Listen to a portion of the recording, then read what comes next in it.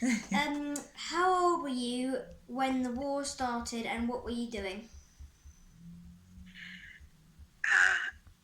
When the war started, I was 14 years old and I had just left school, as we used to do in those days. And the first thing I did, I worked in a tobacco factory for 3 years. But this was all during the time when all the bombs were falling and everything. So often we had to walk to work, and it was quite a long way. The fires would still be burning and shrapnel falling around, and it was quite dangerous. But if we got into work and even if we'd been up all night, which we probably had because of the bombing, but if we clocked in, as they called it, meant that you were there in the morning, you would get your day's pay, which would be 1 shilling. That's, how many pence is that now? 1 shilling, 5 pence? Wow. Yeah, wow. Yeah. Do you want me to tell you a bit more about that before I Yes, go on please. another question? Yes. Yeah. Anyway,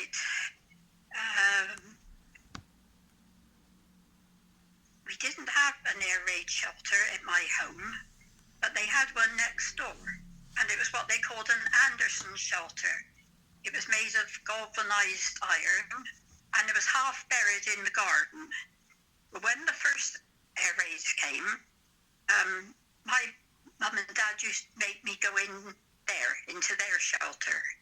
But first of all, we just had some little forms around, but gradually we made it more and more comfortable until we had some bunk beds in there, and the means to make a cup of tea and things like that.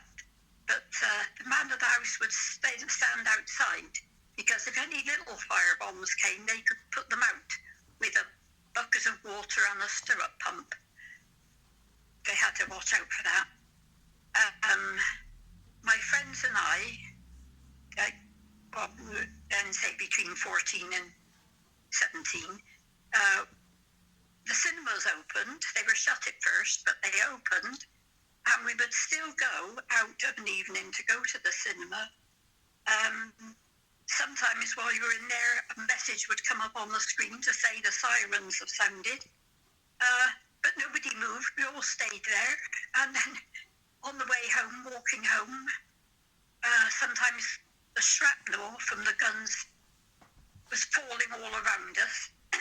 We just dodge into someone's doorway gradually and make our way home. But it must have been quite awful for our parents, or my parents anyway, to know we were out in the air raid and didn't know whether we'd get back or not.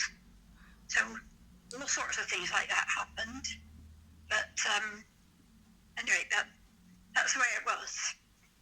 We walked through burning streets, and just on one particular occasion, it was the night of the very biggest, what they call a blitz on Bristol, and some of us had been to tea in someone's home, because the young man that lived in the house was a sailor, and he had to go back to Templemead station to get a train at 6:30 on the Sunday evening. So we were having a party in his house, and we all left the house to go with him to the station, but we'd only just gone a few yards down the road when a bomb dropped in the road behind us. And we all scuttered back in. I told your mum this when she was a little girl, and she said, you know what she said? No. To your nan, she said, "Oh, what a good grand job, Grandma wasn't killed. What would I do without her?" But she realised just afterwards, of course, that she wouldn't be here. Yeah.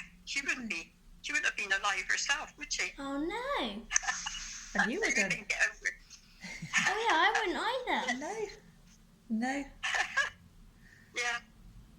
Anyway, we can go on from there if we like. What you'd Yeah. Do you want to ask next another question?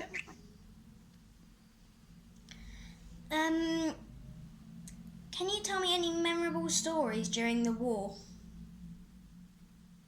Sorry, what was that? What was the...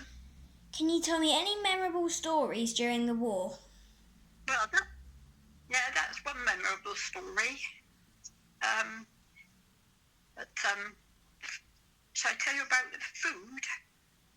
We didn't have supermarkets, and there were only little shops around, but we had what they called ration books, and you had to register with one shop to get all these things, because you had to give them their coupons, or they cut them out of your book. We had 2 ounces of butter. You can imagine how much that is. That's not very much. A week each. 4 ounces of sugar. That's just 3 tablespoons, 3 or 4 tablespoons. 2 ounces of cheese. And what else do we have rationed? Tea. There were no biscuits, but occasionally one shop might get a few biscuits in, and the word would go all around the street, and everybody would be queuing up, and they might only have about enough for 6 people, or for 1 pack of biscuit. We had no bananas or oranges, very little fruit. The only fruit we had to sort of fill things up was apples that were homegrown, apples or strawberries, things which were grown here, because nothing came from any other country. Sometimes you could have tinned food, tinned fruit, or tinned meat, but you've got to give in so many coupons for those. So you didn't have a choice of things. Sweets were rationed. No, there weren't any sweets at first, and then they had some, so they were rationed. So you could only have about 1 small bar of chocolate for a month, to last a month.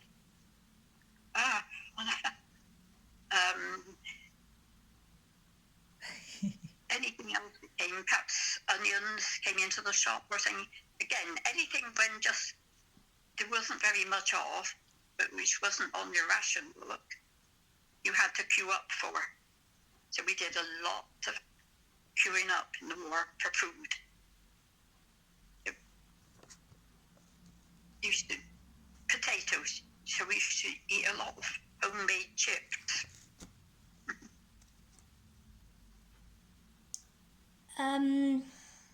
How old was Great Grandpa, and what did he do in it? Well, Great Grandpa was your Great Grandpa. My dad was 52. He stopped calling up people to go into the forces, the Army or the Navy or the Air Force, at 40. That was the oldest, so they didn't go in that. But just about, how many years before? About 5 years before, when he was 52, he was very, very ill, and he was told that he would only have another 3 months to live. But actually, he went on and lived another 10 years. Oh. That was amazing. Yeah. So he died when I was 18.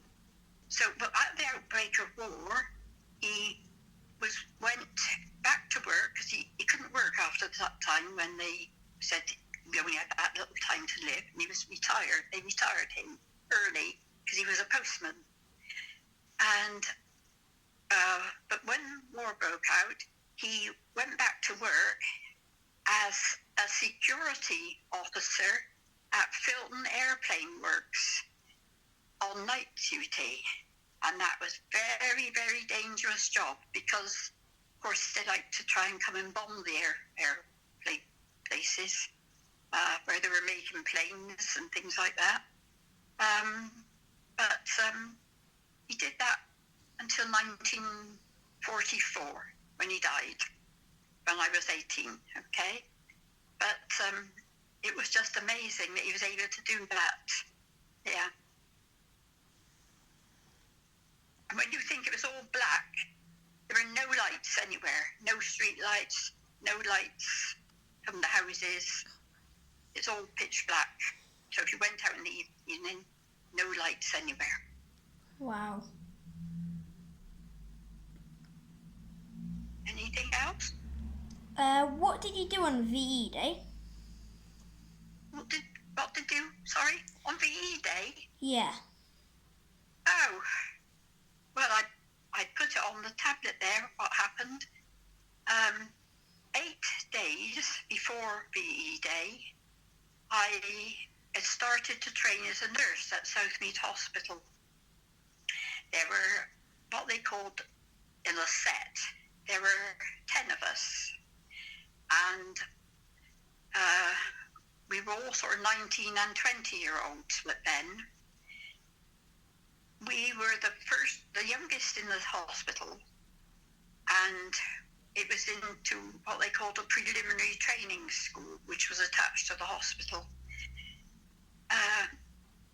In the wards that day, they were all celebrating, and because there were a lot of people rejoicing, and even there was, in the hospital themselves, we had lots of Italian and German prisoners of war. And yet they all joined in with the rejoicing because they were young men who had to leave their families behind and their wives and their children. And so they were as happy as we were that the war was over.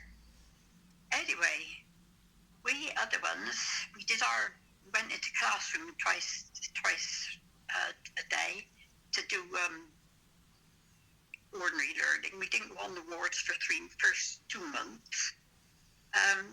So we just had to get on with it. There was rejoicing in the wards, but there was no rejoicing in our preliminary training school.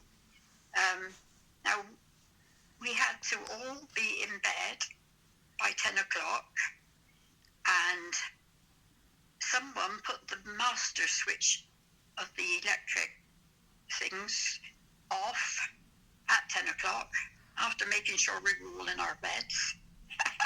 And we weren't allowed out to join in anything. Fortunately, several of us lived in Bristol, but some lived a long way away. But a couple of days later, we had a few days off. I think we had the weekend off then. And so those of us that lived home took somebody with us. My mum was quite willing to have somebody to come spend the next couple of days.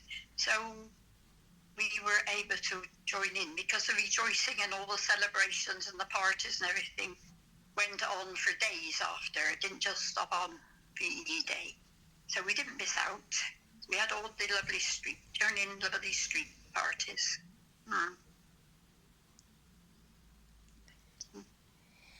Okay.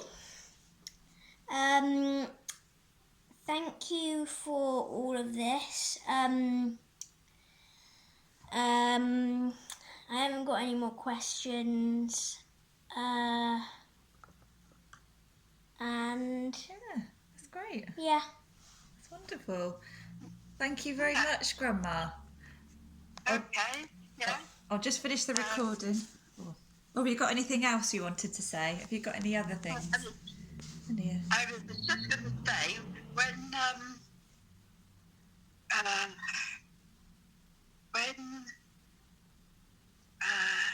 I finished my training 3 years later, same year as the National Health Service came in, which was on July the 5th, 1948, and that was my 23rd birthday. So I've never forgotten when the NHS came in, because there was no NHS before that time. Okay?